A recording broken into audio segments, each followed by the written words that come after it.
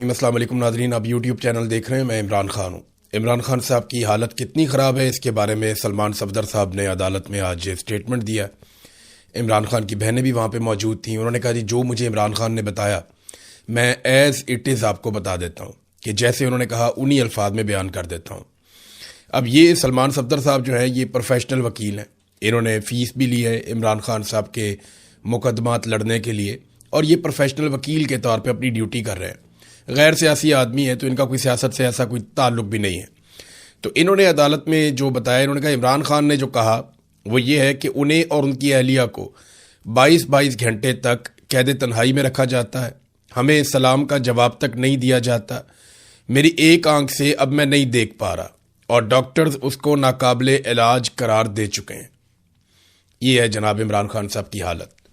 پاکستان کا سب سے مقبول لیڈر، پاکستان کا سب سے مقبول شخص، پاکستان کا ایک شاندار آدمی جس کو پوری دنیا میں لوگ جانتے ہیں، اور پاکستان میں اگر کوئی ایک آدمی جس کے بارے میں آپ یہ کہیں کہ پوری دنیا میں اس کی پہچان ہے اور پاکستان کی پہچان کی ایک بڑی وجہ وہ خود آدمی بنا، تو وہ عمران خان ہے۔ یہ سچ ہے اور ہمیں یہ سچ ماننا پڑے گا۔ آج نہیں مانیں گے تو آپ کو کل ماننا پڑے گا۔ یہ جرنیل آف دی ریکارڈ میٹنگز کے اندر ان سے آپ بات کریں تو یہ مانیں گے کہ ان کا قد جو ہے عمران خان کے مقابلے میں کچھ بھی نہیں ہے، یہ کچھ بھی نہیں بیچتے عمران خان کے مقابلے میں۔ وہ 50 سال سے اس قوم کا ہیرو چلا آ رہا ہے، پوری دنیا میں اس کی پہچان ہے، ایک بڑا آدمی ہے، اور اسے صرف ایک ضد کے چکر میں ایک ملٹری جرنل نے جیل میں بند کیا ہوا ہے اور اس کو نشان عبرت بنا رہا ہے، صرف کہ جناب ہم ہار نہیں سکتے، ہم نے ہر حال میں جیتنا ہے، ہم نے اس کو شکست دینی ہے۔ بھئی جیتنا ہے جا کے انڈیا سے جیتیں اور جیت کے کشمیر کو آزاد کروا لیں، جیتنا ہے جا کر آپ اسرائیل سے جیت لیں اور فلسطین کو آزاد کروا لیں۔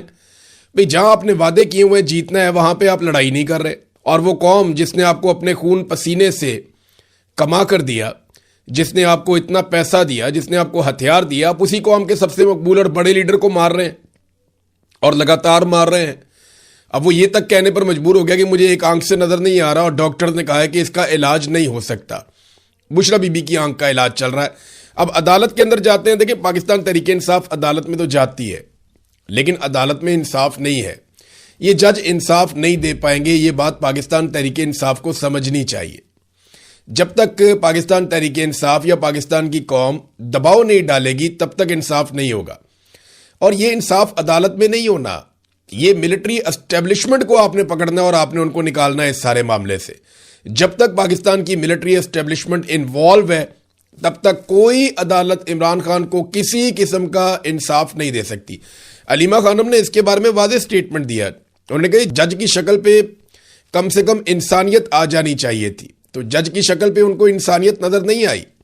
جج صاحب بہت سخت پریشان تھے کہ میں کسی طرح اس کیس کو نکال کر آئینی عدالت میں بھیج دوں، یعنی جج صاحب کو یہ کمٹمنٹ دی گئی ہے کہ آپ یہاں پہ کر دیں، آپ کو ہم بچا لیں گے، اور آئینی عدالت کے اندر ہم دوبارہ عمران خان صاحب کو رگڑ دیں گے۔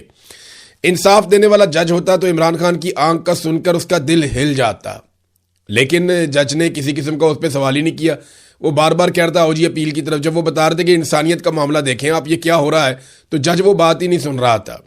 وہ کہتی ہیں ایسا لگتا ہے اس جج کو کالیں آئی ہیں اور یہ فیصلے دینے سے ڈر رہا ہے۔ یہ جناب اسلام آباد ہائی کورٹ کی حالت ہے۔ جو ججز وہاں پہ کیس سننے کی طاقت یا ہمت رکھتے تھے ان ججز کو وہاں سے ٹرانسفر کیا جا رہا ہے۔ حالات پاکستان کی عدلیہ کے بھی پتلے ہی ہیں، لیکن کیا عمران خان صاحب کسی عدالت سے باہر آ جائیں گے؟ سوال ہی پیدا نہیں ہوتا۔ میں نے آپ کو پہلے بھی کہا، میں آپ کو اب بھی کہہ رہا ہوں اور ذمہ داری سے کہہ رہا ہوں، جتنی طاقت عاصم منیر کی بڑھتی جائے گی اتنا عمران خان صاحب کو مزید تباہ کیا جائے گا، اتنا عمران خان صاحب کو مزید دبایا جائے گا۔ یہ ایک ضد جیسی کیفیت ہے کہ کچھ بھی ہو جائے عمران خان کو نیچا دکھانا ہے، عمران خان کو کمزور دکھانا ہے، عمران خان کو اور اس کی پارٹی کو برباد کرنا ہے۔ یہ ایک ضد ہے اور اس ضد کی بھینٹ پاکستان چڑھ رہا ہے۔ اس ضد کے چکر میں پاکستان کی عدلیہ کو برباد کر دیا، اس ضد کے چکر میں پاکستان کی سوسائٹی کو برباد کر دیا، اس ضد کی چکر میں پاکستان کی معیشت کو تباہ و برباد کر دیا، پاکستان میں امن و امان کو بھینٹ چڑھا دیا اس ضد کے آگے، اور اس ضد کی وجہ سے آج پاکستان جہاں کھڑا ہے ہم سب دیکھ رہے ہیں۔ مثال کے طور پہ یہ حماد اظہر صاحب نے ایک ٹویٹ کیا ہے، تو ایک چھوٹا سا ٹویٹ لیکن اس کے اندر بہت سارا کچھ انہوں نے لکھ دیا۔ انہوں نے کہا جی اگر پچھلے آپ چند مہینوں کی حکومت کی توانائی کے شعبے میں غلطیوں کا اندازہ لگائیں اور ان کو گنا جائے تو بڑی عجیب و غریب فہرست بنتی ہے، لمبی فہرست۔ ایندھن کی قیمتیں وقت سے پہلے بڑھا کر انہوں نے آئل کمپنیوں کو 87 ارب روپے کا فائدہ دیا۔ ڈیزل کی غلط قیمتیں مقرر کر کے ریفائنریوں کو اضافی منافع پہنچایا اربوں روپے کا۔ ایل این جی کارگو منسوخ کیے، پھر مجبوری میں مہنگے سپاٹ کارگو خریدے، اس کے اندر بھی اربوں کا نقصان کیا۔ بد انتظامی کی وجہ سے اپریل کے پہلے حصے میں شہروں میں 12 گھنٹے کی لوڈ شیڈنگ کی گئی۔ نئے گیس کنیکشن انہوں نے دینا شروع کر دیے، جبکہ موجودہ صارفین کی 10% ضرورت بھی یہ پوری نہیں کر پا رہے۔ سولر توانائی کے خلاف عجیب و غریب قسم کی پالیسیاں بنا دی، پھر عوامی دباؤ آ گیا ان کے اوپر۔ سرکولر ڈیتھ کم ہونے کا انہوں نے دعویٰ کیا جناب کہ ہم نے جو آئی پی پیز کا پیسہ دے دیا ہے، جو ہم نے سرکولر ڈیتھ ہے وہ ہم نے ادا کر دیا ہے، وہ آپ کی کیپیسٹی پیمنٹس ہوتی ہے نا۔ میں آپ کو پھر یاد دلاؤں کہ نواز شریف نے اور آصف علی زرداری نے کچھ ایسے معاہدے کیے آئی پی پیز لا کر، اس پہ میں نے پوری ویڈیو کرنی ہے، لیکن سادہ بات آپ کو بتاؤں کہ آئی پی پیز کے ایسے معاہدے کیے جن کے تحت اگر یہ پروجیکٹس یا یہ آئی پی پیز 1 یونٹ بجلی بھی نہ بنائے تو بھی ان کو پیسے اتنے ہی ملیں گے جتنی ان کی بجلی بنانے کی کیپیسٹی ہے۔ تو ہم 1 یونٹ بجلی استعمال کرتے ہیں تو 3 یونٹ بجلی کے ہم پیسے دیتے ہیں۔ اب سرکولر ڈیتھ کم ہونے کے دعوے کیے، مگر اپنے ہی اعداد و شمار جو سرکاری اعداد و شمار ہیں وہ اس کے مختلف ہیں۔ یہ حکمرانی نہیں ہے بلکہ ایک مہنگا تماشا لگایا ہوا ہے ملک میں، جسے پوری قوم دیکھنے پر مجبور ہے۔ تماشا پاکستان کی ملٹری اسٹیبلشمنٹ نے لگایا ہوا اور ضد ہے جناب کہ عمران خان کی ضد میں اب انہوں نے ججوں کو ٹرانسفر بھی کرنا شروع کر دیا ہے۔ جنرل ضیاء الحق کے دور میں بھی ججز کے تبادلے کا ایسا طریقہ کا رائج نہیں تھا۔ یہ جسٹس بابر ستار کا خاطہ ہے جنہیں ٹرانسفر کیا گیا پشاور۔ ججز کے تبادلوں کو بطور ہتھیار استعمال کرنا عدلیہ میں ایک ایسے کلچر کو فروغ دے گا جہاں بے ضابطگیاں اور نااہلیاں پنپیں گی۔ آئین کے آرٹیکل 200 اور 209 میں کی گئی ترامیم کو ججز کو دباؤ میں لانے کے لیے ایک ہتھیار کے طور پر ڈیزائن کیا گیا ہے۔ اب ججز کو دیگر مقامات پر تبادلے کی دھمکیاں دی جائیں گی اور وہ تبادلہ قبول نہ کریں تو انہیں سزاؤں کا سامنا کرنا پڑ سکتا ہے۔ جنرل ضیاء الحق کے دور میں بھی ججز کے تبادلے کا ایسا نظام رائج نہیں تھا، یعنی ڈکٹیٹر نے بھی وہ پاکستان کے ساتھ نہیں کیا جو پاکستان کی موجودہ ملٹری اسٹیبلشمنٹ نے پاکستان کے ساتھ کر دیا ہے۔ یہ ہو رہا ہے۔ اب قوم کے پاس حل کیا ہے؟ یعنی کیا عدالت کی طرف دیکھنا ہے؟ کوئی فائدہ نہیں، ججز سارے کمپرومائز ہیں۔ کیا پارلیمان کی طرف دیکھنا ہے؟ کوئی فائدہ نہیں، پارلیمان ربر سٹیمپ ہے، وہاں پہ اپنے فارم 47 کے اندر لا کر بندے بٹھائے ہوئے ہیں۔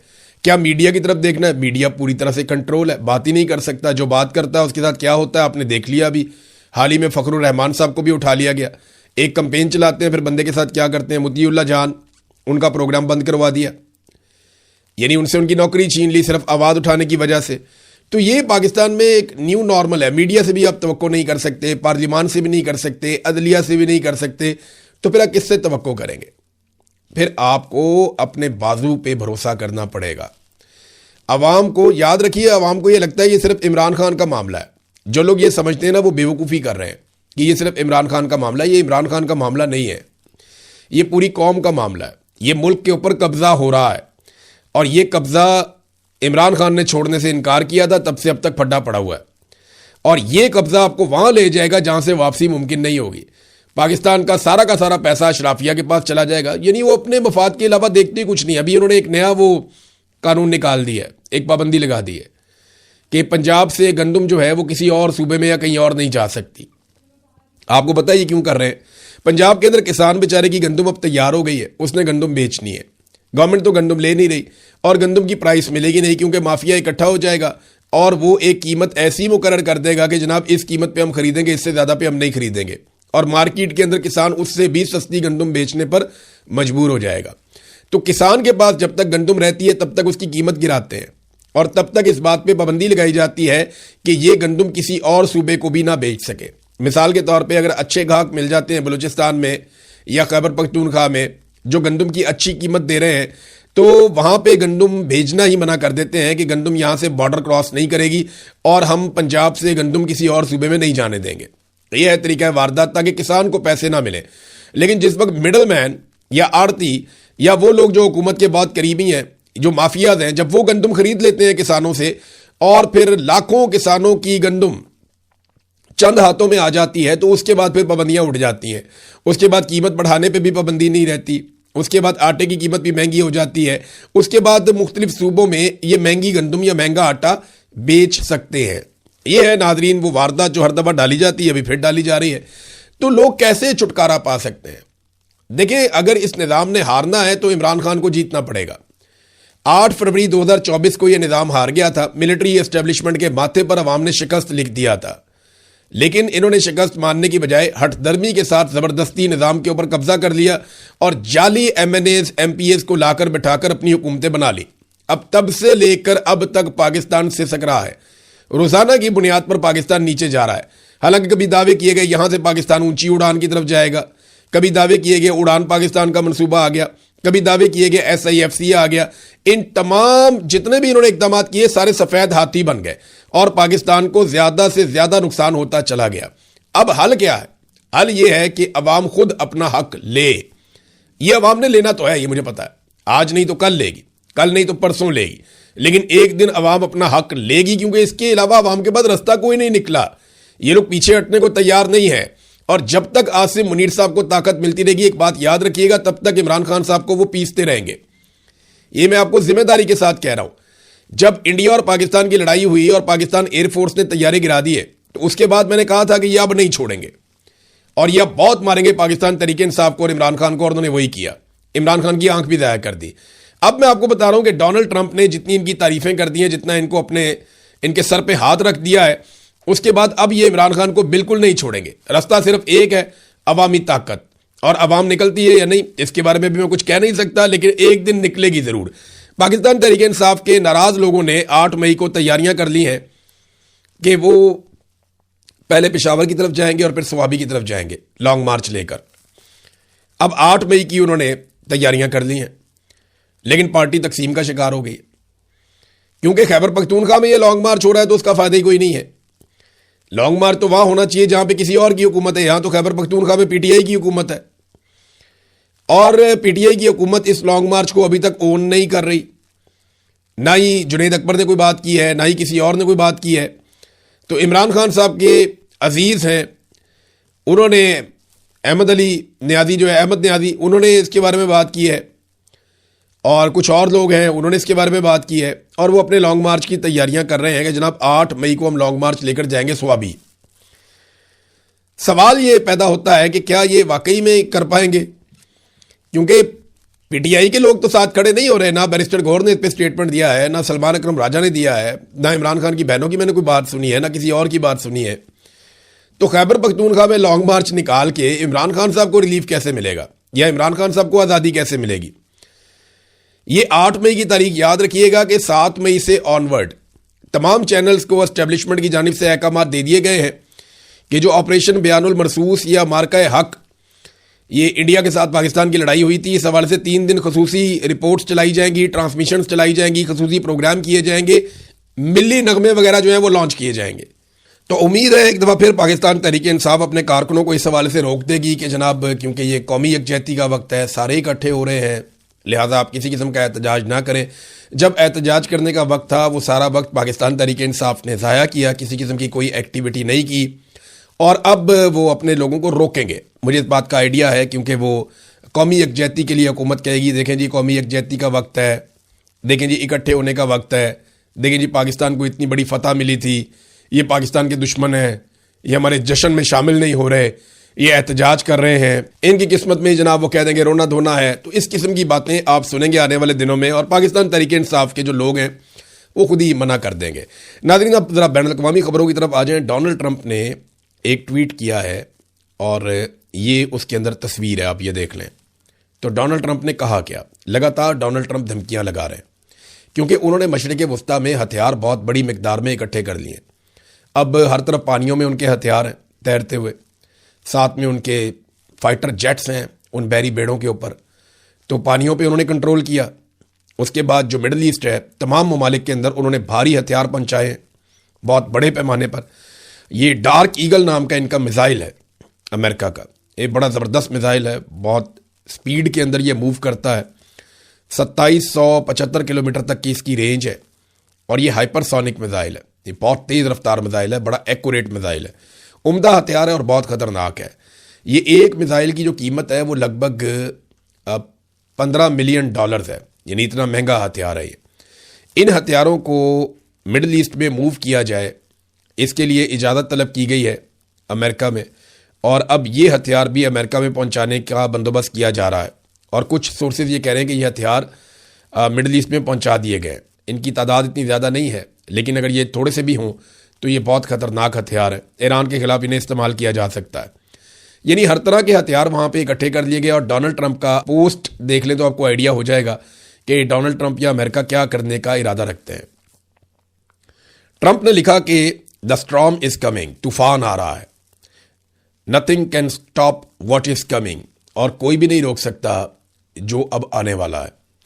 تو یہ ایک دھمکی ہے، جنگ جیسا پوسٹر اس کے ساتھ لگایا ہوا ہے کہ ایک طوفان آ رہا ہے اور کوئی بھی نہیں روک سکتا جو ہم کرنے جا رہے ہیں، یہ ڈونلڈ ٹرمپ نے کہا۔ دیکھیں، پاکستان کو ڈونلڈ ٹرمپ سے بات کرنی چاہیے کہ جو جارحانہ دھمکیاں وہ لگاتار لگا رہے ہیں اس کے ساتھ مذاکرات ممکن نہیں ہے۔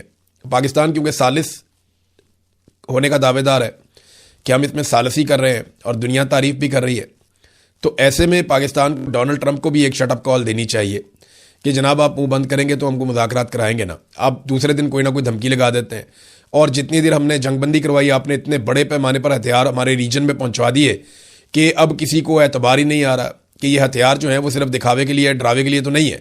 اگر یہ ہتھیار چل جاتے ہیں